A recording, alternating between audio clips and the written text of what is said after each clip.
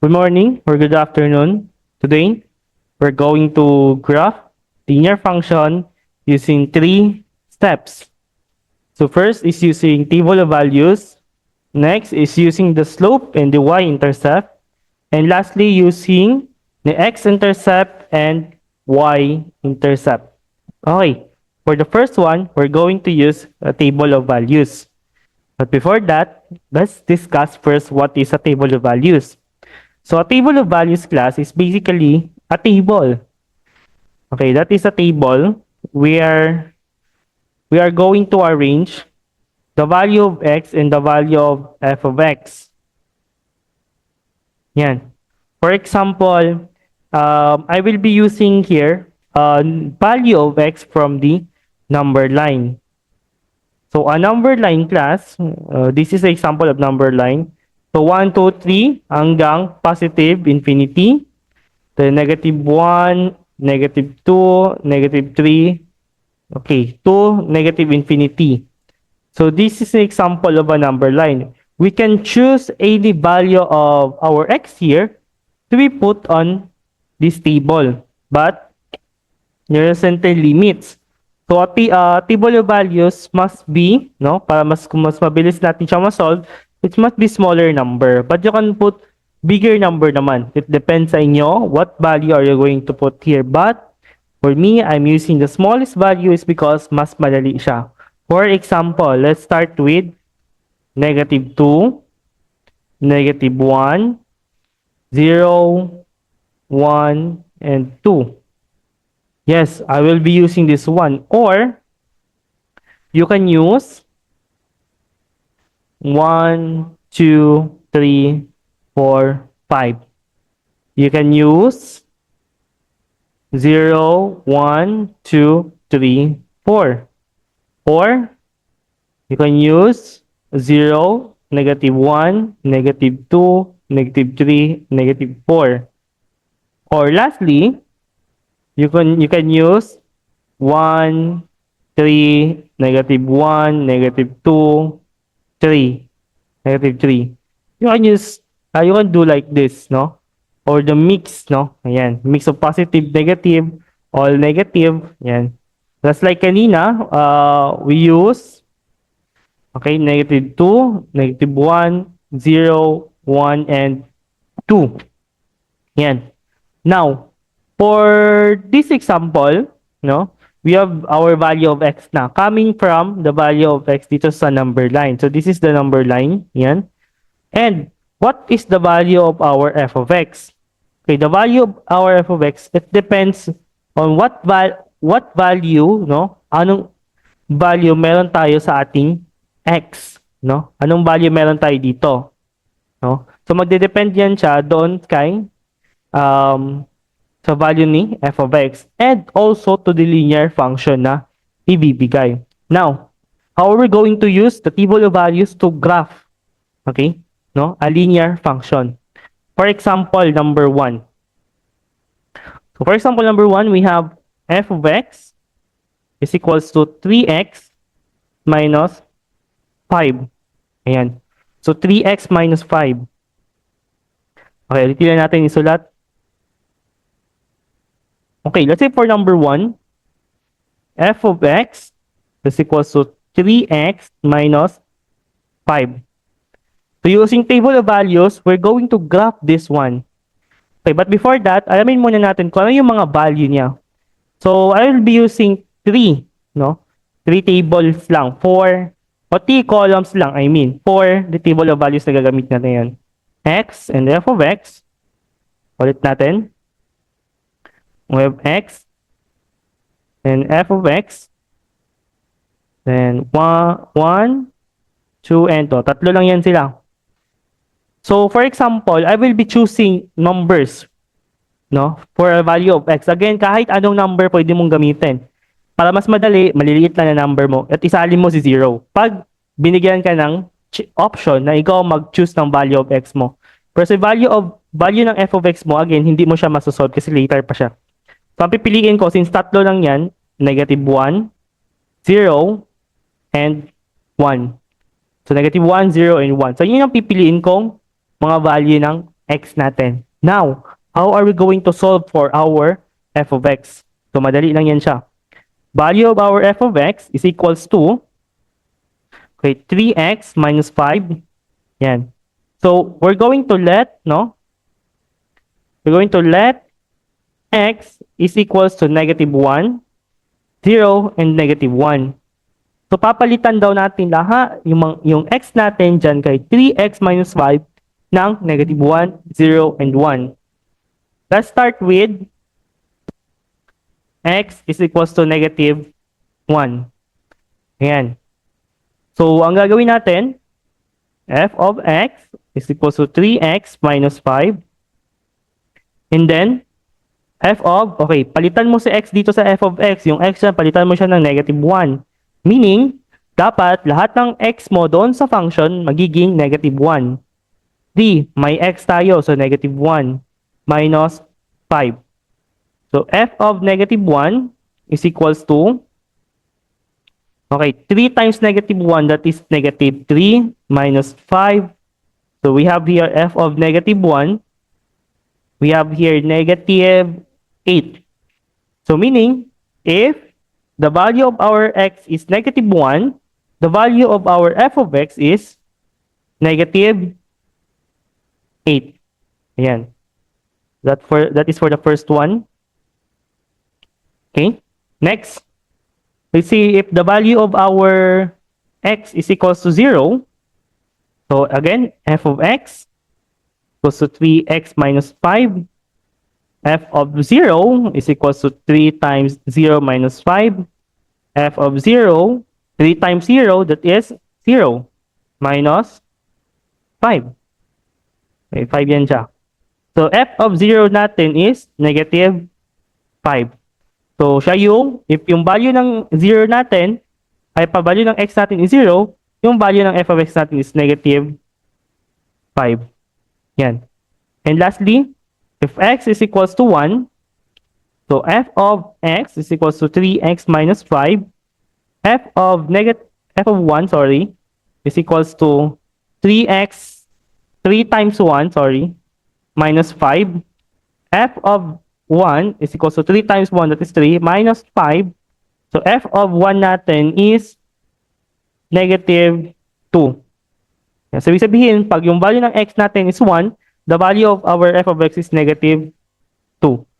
So, meron na tayong table of values. Ang tawag na natin dito class is table of values. Now, paano natin yan siya gagamitin? Okay. Ayan. So, paano natin yan siya gagamitin? Dito natin yan siya gagamitin. So, x, f of x. So, we have, pag value ng x natin is 1, we have negative 8. Ito yung kanina. Pag value naman ng x natin is 0, we have negative 5. Tapos pag value naman ng x natin is 1, we have negative 2. Okay, wala na yun pala yan. Ayan. So, gagawa tayo ng Cartesian plane. Wala akong Cartesian plane dito, pero gagawa tayo ng Cartesian plane. So, we have here a Cartesian plane. Now, hahanapin natin okay, alam ko, napagdaanan natin to on how to plot, no? So, I will be changing the color. For 0 and 1, that is green. So, for 0 and 1, that is green. For 0 and negative 5, for negative 1 and negative 8. So, for negative 1 and negative 8, ang gagamitin natin colors green. For 0 and negative 5, orange. And for the 1 and negative 2, that is purple. Okay, alam natin, no, na si f of x is y. So, ibig sabihin, y values pala natin ito siya. So, wait lang, gagamit tayo ng yellow. So, this is y, this is our x. And hindi siya masyadong klaro. Y and x, ayan. Ayan, so let's try, let's start. Okay, wait lang. Ayan. So, first, let's plot, no, negative 1 and negative 8. So, this is negative 1. No, kasi yung x natin dyan is negative 1, yung f of x natin dyan is basically the y. So, nandito yan siya. Count lang natin. 1, 2, 3, 4, 5, 6, 7. 1, 2, 3, 4, 5, 6, 7, 8. So, this is negative 8. Yan. So, now, i-plot lang natin siya. Sa kabila na lang ilagay siya. Negative 8. Yan. So, ipa-plot lang natin siya, class. So, basically, ito yan siya. Okay, so that is negative 1 and negative 8. So, dapat ganito tayo mag-plot, no? Yan. Next is yung orange. Ayan. 0 and 5. Ito si 0. Okay, yan si 0. So, we'll mark X for the 0. Next, hanapin natin si negative 5. Sa baba pa din yan siya. 1, 2, 3, 4, 5. O yan, this is negative 5. Ayan. So, saan natin siya ipa-plot? Siyempre, dyan natin siya ilalagay. That is 0 and negative 5. Next. So, dapat alam natin kung paano mag-plot, ha? Next is 1 and negative 2. This is 1. Sorry. Ibang color pala dapat gamitin natin. Yan. Okay, ulit lang. Ulit tayo. So, this is 1. Okay, sa taas natin siya ilagay. And saan si negative 2? This is negative 2. Sa kabila ko siya ilagay para hindi siya masikip. That is negative 2. Diba? So, correct lang natin. Ayan siya. So, that is 1 and negative 2. Now, let's try to connect this one using the red line. Okay, I will be using a ruler here. May ruler kasi na portion to dito yung ano. So, gagamit ako ng ruler para straight siya. Ayan.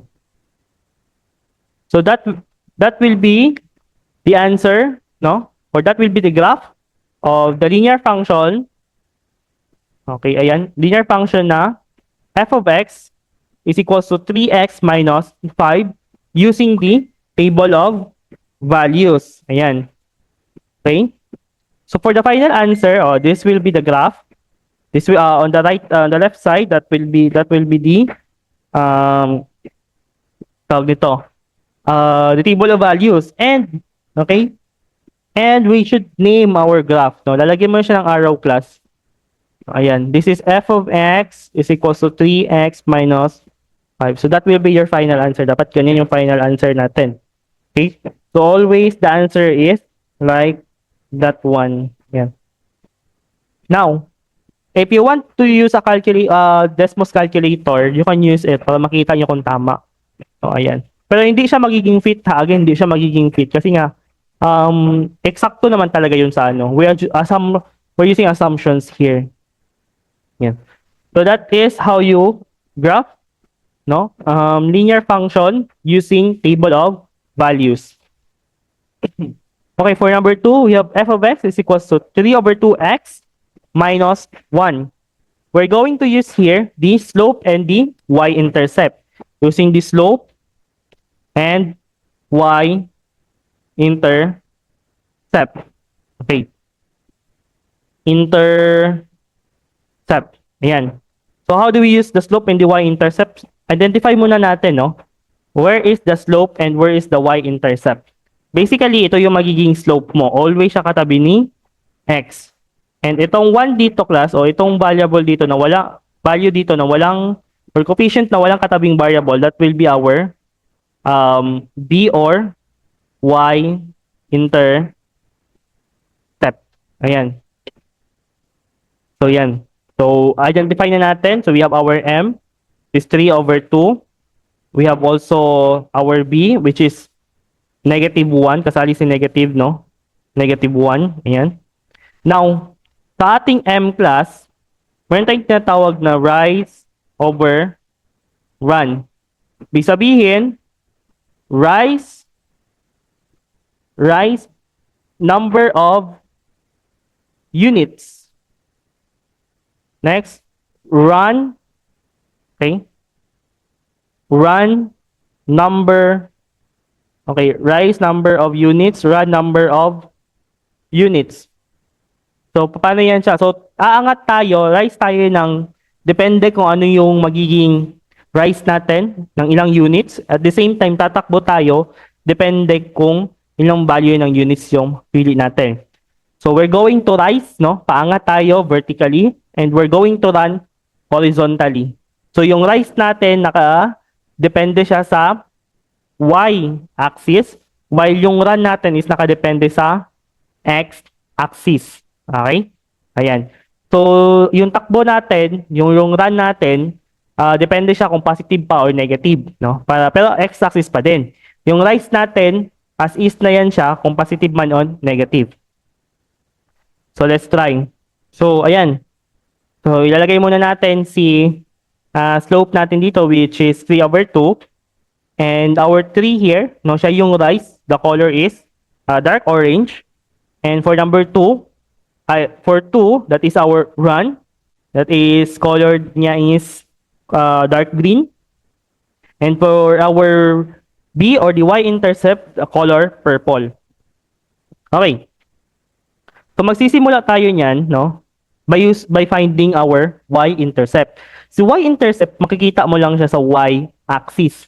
So bali yung pa-vertical. So -1, ito yan siya. Yan. So let's zoom it. Ayan. So yan si -1. So this is -1. Siya yung y-intercept natin. Okay? Siya yung magiging y-intercept natin. So the value of our y-intercept here is 0 and -1. So first thing is to do a rise, no? So ang rise natin dito is 3 units. Okay, tandaan natin yung 3 units ha. So saan tayo magsisimula? Dito tayo kay y-intercept magsisimula. Pero hindi natin isasali ng count si y-intercept. Bale yung next unit above, no? O ng next unit above the y-intercept yung magiging first count natin.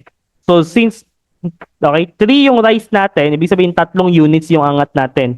Again, hindi natin isasali si y-intercept. So dito, color niya is dark orange. Okay, follow the color ha. So we have here 1, 2, 3. So that is the rise. So hindi pa tayo tapos, may run pa. So run daw tayo ng 2 units. Okay, since this is positive, so papunta tayo dito sa positive na side. Ayan. So papuntang positive na side siya, no? So we have here, okay, 2 units. Pero dito, hindi ka na mag-skip ha. Continue ka na. So dito, dapat magsa-start ka na, no? Ng automatically 1. Do not skip na, no? Huwag ka na mag-skip. So automatically mag-run ka na. 1, 2. So that is our slope. This is kasi this is 2 and this is 2 din. So we have 2 and 2. Okay, nakadepende sa unit. Yan. Then kapag i-connect natin siya using our ruler, i-connect natin yung dalawang dot. No, yung green tsaka yung purple kanina. So that is okay, so this will become our graph. Yan. So that is our graph class. Okay? Yan. So let's name it as f of x equals to 3/2x minus 1. Okay, for number 3, we're going to use y-intercept and x-intercept. Paano yan siya i-solve? Ganito. The first thing mo gagawin, we're going to let x is equals to 0 and y is equals to 0. So paano siya i-solve? Ganito lang. So first is f of x is equals to 2x plus 3. So let x is equals to 0 daw. So ibig sabihin, f of 0 is equals to 2 times 0 plus 3. So you have f of 0 is equals to 2 times 0, that is 0, plus 3. So we have here f of 0 is equals to 3. So yan yung magiging first value natin. So gagawa tayo ng ordered pair. Yung first na value ng ordered pair, which is yung x, is yung 0. Then yung pangalawa is yung value ng f of 0, which is yung 3. O value ng f of x natin is 3. So that is our first ordered pair. Next is to let y is equals to 0. Remember that our y is equals to f of x. So ibig sabihin, the f of x is equals to 2x plus 3. magiging y is equals to 2x plus 3 kasi nga we're going to let y is equals to f of x. And ngayon, yung y daw natin is equals to 0. So 0 is equals to 2x plus 3. So palitan lang natin siya. So ngayon, additive inverse tayo, negative 3, negative 3. Okay, negative 3 and negative 3. Both sides of the equation para mabalance. Okay, this is 0, this is 2x. Okay, ayusin muna natin. Isahan lang natin siya. This is cancelled na. This is 2x. This is negative 3. Now, what we're going to do is to multiply it by 1/2. So, pag multiply ng 1/2, we have negative 3 over 2 is equals to 2x over 2, which is makakancel na yan siya. And we have here our value of x is negative 3 over 2. Ayan. Now, our ordered pair, second ordered pair is negative 3 over 2 kasi that is the value of our x. And our y, remember that is 0. Ayan. Now, to graph this one, dito ko lang siya ilagay. Now, to graph this one, so we have 0 and 3 and negative 2 and 0. To graph this one, ganitong gagawin natin. Hanapin muna natin kahit saan dyan sa lawa. So, unahin ko yung 0 and 3. So, basically, si 0 and 3, si y is 3, so positive 3. So, lalagyan natin siya ng color orange for our solution. Okay, that is the point of 0 and 3, color orange. And the purple naman is ito, which is C, negative 3 over 2 and 0. So, negative 3 over 2, ito yan sa class. So, pag i-convert natin yan siya sa mixed fraction, that is negative 1 and 1/2. So, 1, 1, 2. Ito yan siya dito, yung sa gitna. So, yan. Ito yan siya sa gitna. Yan, zoom natin na konti. Kasi 1 and 1/2 man yan siya. So, that is negative 3 over 2 and 0. And we have here, okay, we have here 0 and 3. So, pag i-connect natin yan, okay, i-connect natin yan.